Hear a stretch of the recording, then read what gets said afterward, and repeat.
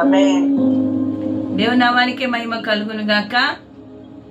Bible గ్రంథంలో నుండి దానియేలు గ్రంథము 10వ అధ్యాయం 18వ వచనం చదువుకుందాం. అతడు మరలా నన్ను ముట్టి నన్ను బలపరిచి, నీవు బహుప్రియుడవు, భయపడకుము, నీకు శుభమవును గాక, ధైర్యము తెచ్చుకొను మరి నాతో చెప్పెను. హల్లెలూయా. అతడు మరలా నన్ను ముట్టి నన్ను బలపరిచి, నీవు బహుప్రియుడవు, భయపడకుము, నీకు శుభమవును గాక, ధైర్యము తెచ్చుకొను మరి నాతో చెప్పెను. ఈ యొక్క వచనములో ఒక వ్యక్తిని బలపరుస్తున్నట్టుగా మనం చూస్తూ ఉంటున్నాం. దానియేలు గ్రంథము 10వ అధ్యాయం 18వ వచనములో ఈ మాటలు మనం చదువుతూ ఉంటున్నాం. దానియేలు బబులోను రాజ్యములో ఉన్నప్పుడు, దానియేలు ఒక యవనస్తుడిగా ఉన్నప్పుడు ఆయన బబులోను రాజ్యమునకు బందీగా తీసుకొని పోబడ్డాడు.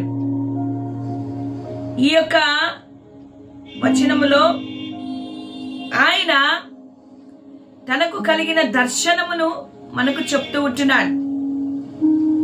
ఇక్కడ దానియేలు ఉపవాసం ఉన్నట్టుగా మనం చూస్తూ ఉంటున్నాం.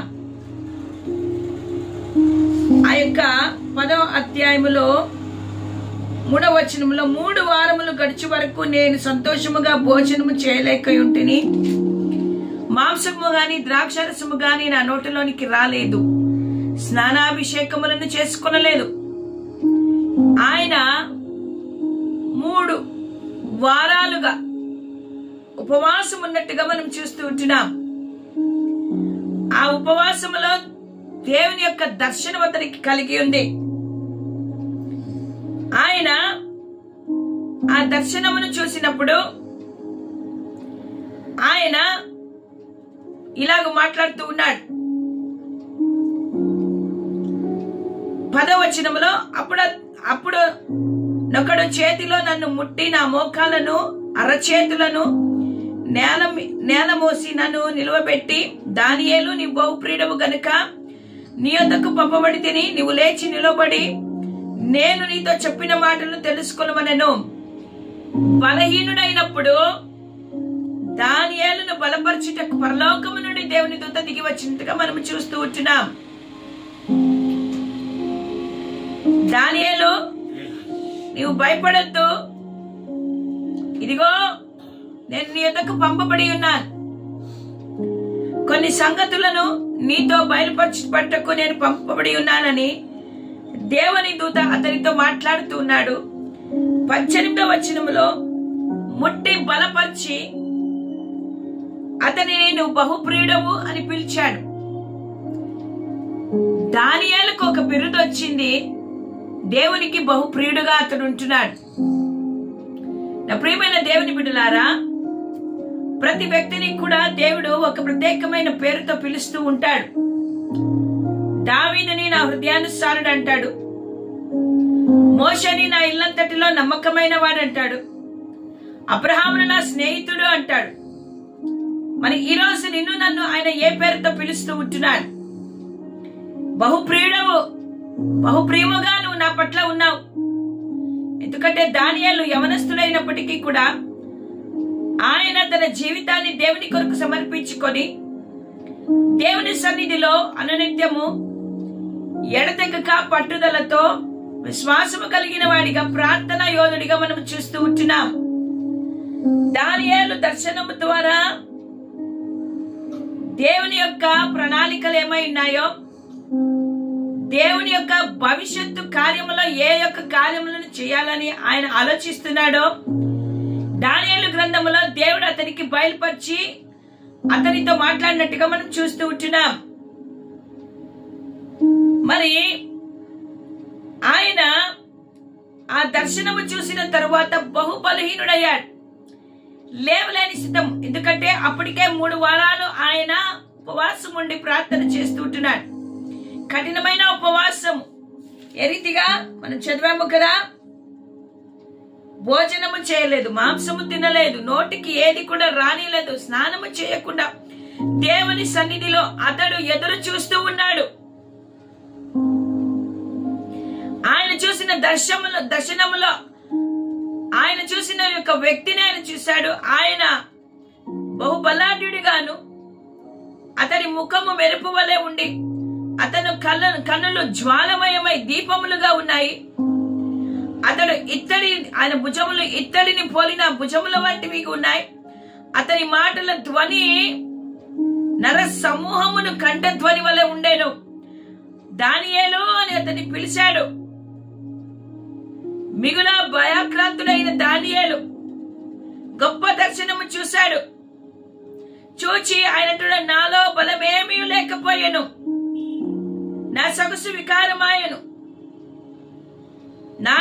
నాయందు నేను బలము నాలో నిలవలేదు. అతను మాటలు విని సాష్టాంగపడి నేల మీద సాష్టాంగపడిపోయాడు. నా ప్రియమైన దేవుని బిడ్డలారా, ఈ యొక్క మాటలో దానియేలు తన బలమును కోల్పోయినప్పుడు పరలోకము నుండి దేవుడు ఒక దూతను పంపించి అతనిని బలపరిచినట్టుగా మనము చూస్తూ ఉంటున్నాం. నా జీవితంలో కూడా అనేకమైన పరిస్థితులు మనం ఎదుర్కొంటూ బలహీనులుగా ఉన్నాం, బలము లేని వారుగా ఉంటున్నాం, చేత కాని వారిగా ఉంటున్నాం, కృంగిపోయింటున్నాం, నేల మీద పడి ఉంటున్నాం. అట్టి వారిని దేవుడు ఈ వాగ్దానము ద్వారా, మాటల ద్వారా బలపరుస్తూ, నువ్వు ఎట్టి స్థితిలో ఉన్నా, ఏ పరిస్థితిలో ఉన్నా కూడా నీకు సహాయం చేయుటకు దేవుడు ఖచ్చితంగా వస్తాడు. ఆయన నిన్ను బలపరుస్తాడు, ఆయన నిన్ను లేవనెత్తుతాడు. నా ప్రియమైన దేవుని బిడ్డలారా, యేసుక్రీస్తు ప్రభు గెత్సేమనే తోటలో ప్రార్థన చేస్తున్నప్పుడు, ఆయన చేత కాకున్నప్పుడు పరలోకము నుండి దేవుని దూతను తండ్రి అయిన దేవుడు పంపి అతనిని బలపరిచి ధైర్యపరిచాడు. ఈ ఉదయ కాలమున నీవు నేను కూడా సమస్యలకు, వ్యాధులకు, రోగములకు, అప్పులకు, మరి చుట్టూ ఉన్న పరిస్థితులకు భయపడుతూ కృంగిన వారమై బలహీనులుగా మనం ఉన్నప్పుడు, చేతగాని వారిగా మనం ఉన్నప్పుడు, మనకు ఎవరు తోడలేరు అనుకున్నప్పుడు, మనము ఒంటరి వారైనప్పుడు దేవుడు ఏ రీతిగా దానియేలును బలపరిచి నా ప్రియుడా అన్నాడు. ఈ ఉదయకాలమున నీ బలహీనతలలో దేవుడు నీకు తోడై ఉండి నిన్ను ముట్టి నిన్ను లేవనెత్తి ధైర్యము తెచ్చుకో అని ఉదయకాలం ఆయన మాట్లాడుతూ ఉంటున్నాడు. ధైర్యము కోల్పోయిన వారిగా మనం ఉంటున్నాం. ధైర్యము లేక భయముతో నింపబడి ఉంటున్నాం, కృంగి ఉంటున్నాం, దిగులుగా ఉంటున్నాం, కన్నీరు కారుస్తూ దుఃఖంగా ఉంటున్నాం. ధైర్యము తెచ్చుకో అని ఆయన మనలను బలపరుస్తూ ఉంటున్నాడు. ఆయన యందు ధైర్యము తెచ్చుకునే వారిగా మనం ఉండాలి. దావీదు దేవుని యందు ధైర్యము తెచ్చుకోలేను. ఈరోజు నీవు నీ డబ్బుని బట్టి, నీ ఆస్తిని బట్టి, నీ హోదాను బట్టి, నీ జ్ఞానమును బట్టి, నీ ఐశ్వర్యమును బట్టి, నీ పలుకుడు బడిని బట్టి ధైర్యము తెచ్చుకుంటే ప్రయోజనము లేదు. కానీ నీవు యెహోవా యందు ధైర్యము తెచ్చుకొనుము. ఆయన నిన్ను బలపరిచి, ఆయన ఏ విషయంలో అయితే నిన్ను ధైర్యపరచాలనుకున్నాడో ఆ విషయములను దేవుడు నీకు బయలుపరిచి నీకు సహాయం చేస్తాడు. దానియేలుతో అంటున్నాడు, నేను ఎందుకు నీ యొద్దకు వచ్చి తినో అది నీకు తెలిసినది కదా. నేను పారసీకుడగు అధిపతితో యుద్ధము చేయుటకు మరలా పోదును. ఆయన అంటున్నాడు, నేను నీ పక్షాన యుద్ధము చేయడానికి వచ్చాను.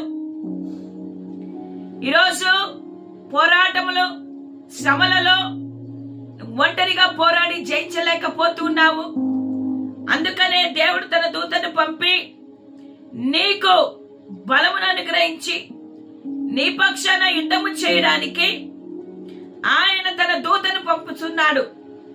నా ప్రియమైన దేవుని బిడ్డలారా, నీ పక్షాన దేవుడున్నాడు.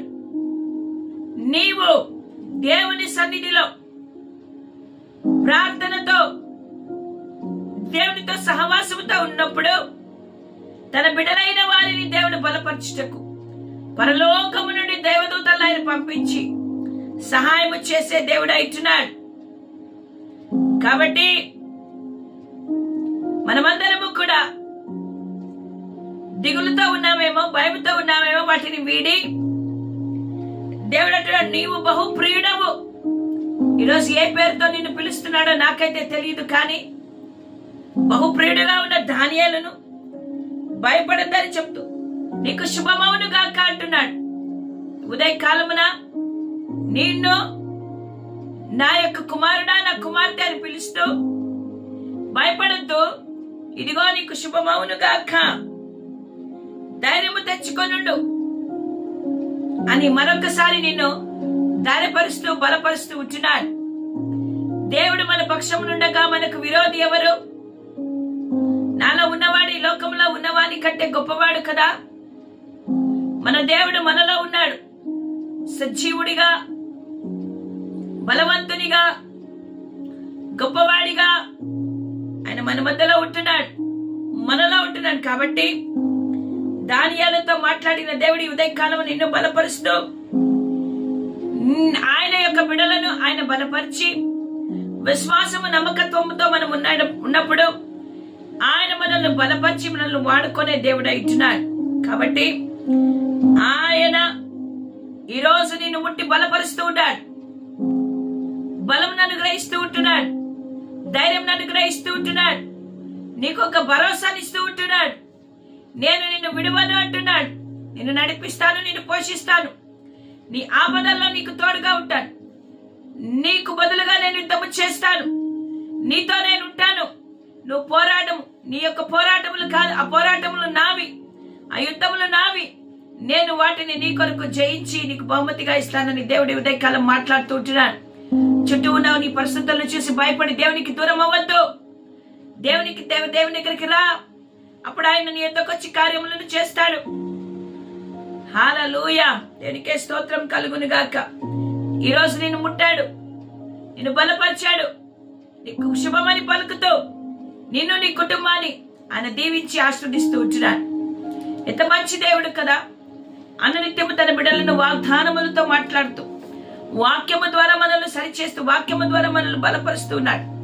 నీవు కూడా ఏ యొక్క ఉత్తరము కొరకు, ఏ యొక్క విషయం కొరకు దేవుని సన్నిధిలో ప్రార్థిస్తూ ఎదురు చూస్తూ ఉంటున్నావో ప్రార్థనకు జవాబును ఆయన ఇస్తాడు. నిన్ను బలపరచుటకు పరలోకము నుండి దూతలను పంపించి నిన్ను బలపరిచి ధైర్యపరుస్తాడు. ఆయన ఆదరణకర్తైన పరిశుద్ధ ఆత్మను నీకు నాకు అనుగ్రహించి ఉంటున్నాడు. ఆ పరిశుద్ధ ఆత్మ దేవుడు మన సర్వసత్యంలోనికి నడిపించి మనల్ని బలపరిచి ధైర్యపరిచి మన ద్వారా ఆయన కార్యములను చేయడానికి సమర్థుడై ఉంటున్నాడు. ఆయన నీలో నాలో ఉంటున్నాడు, నిన్ను నన్ను ఆయన నడిపించబోతుంటున్నాడు. అధైర్యపడక, దిగులు పడక, దేవుని వైపు చూస్తూ నాకు సహాయం ఎక్కడి నుంచి వస్తున్నట్టు, యెహోవా వల్లే సహాయము, పరిశుద్ధుని వల్లే మాకు సహాయము, మా బలము ఆయనే, మా కోట ఆయనే, మా శ్రేదుర్గం ఆయనే, మా దేవుడు సజీవుడు అని మనము ఆయనను గనపరిచే వారిగా మనం ఉందాం. కాబట్టి నిన్ను ముట్టి బలపరిచి